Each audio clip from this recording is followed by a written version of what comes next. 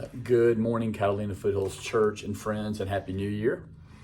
We're a little late this week with the devotion because we're closed Monday and Tuesday, but we're looking forward to being with you and all of you who join us for worship on this coming Sunday. And we're going to begin a series in Jonah, which is an Old Testament book in the Minor Prophets. And Jonah was a man who God called to go and preach the gospel to an incredibly evil country. And it's a great book, and I'm just going to read a few verses, but sort of set the tone for where we will begin this week. The word of the Lord came to Jonah. This is chapter 1, verse 1, son of Amittai. Go to the great city of Nineveh and preach against it, because its wickedness has come up before me. But Jonah ran away from the Lord and headed for Tarshish. He went down to Joppa, where he found a ship bound for that port. After paying the fare, he went ahead and sailed for Tarshish to flee from the Lord. Well, I think any Christian, and really anybody who's thought about the Bible and Christianity, can appreciate the beginning of the story. God calls Jonah, he calls one of his people to do something incredibly difficult. And so Jonah flees.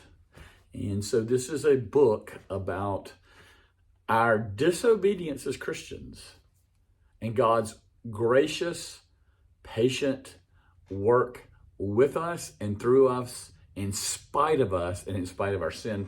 So just a couple of points to begin this, and that we will reflect on throughout this short series that we'll do for a couple months. Jonah was a man who knew God.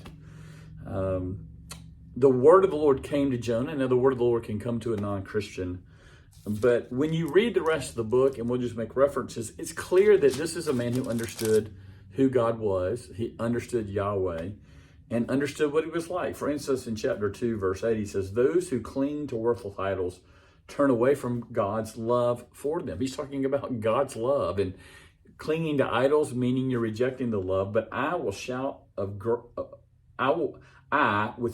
of grateful praise, will sacrifice to you what I have vowed. I will make good. I will say salvation comes from the Lord. This is a man who understood that salvation was only of God, that there are people who believe in Yahweh, who believe in Jesus, and those who don't. This is a man who knew God, and it gets worse. When his preaching is effective and this country repents, he says, I knew that you are a gracious and compassionate God, slow to anger and abounding in love, a God who relents from sending calamity. This man knew God, but was still unwilling to obey God. And I think that must be true of every one of us. I'm sure it is, that we know God, we know him, but there's a part of us that doesn't want to obey him in some very, very hard places. Like, we don't want to do what God says. And there's something here that we learn about our own hearts through Jonah. Jonah was an upright man, would have certainly been a leader in his community, someone who God knew had the ability to go and preach a faithful message, basically to North Korea and to an evil, evil place. And he doesn't want to preach because he knows God is gracious.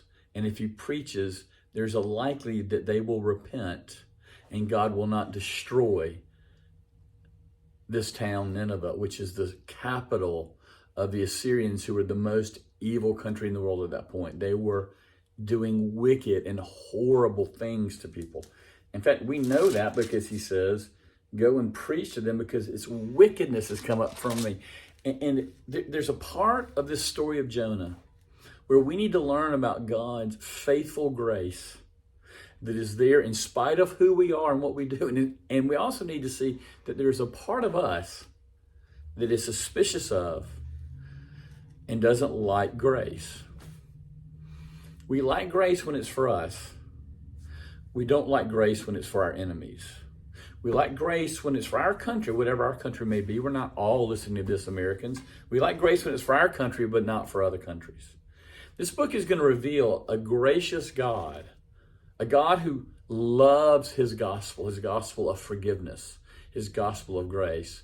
But it's going to be revealed to a person embedded in the church, committed to his country, who doesn't love grace. So I invite you to join us and to meet Jonah, a man just like us. Have a great week.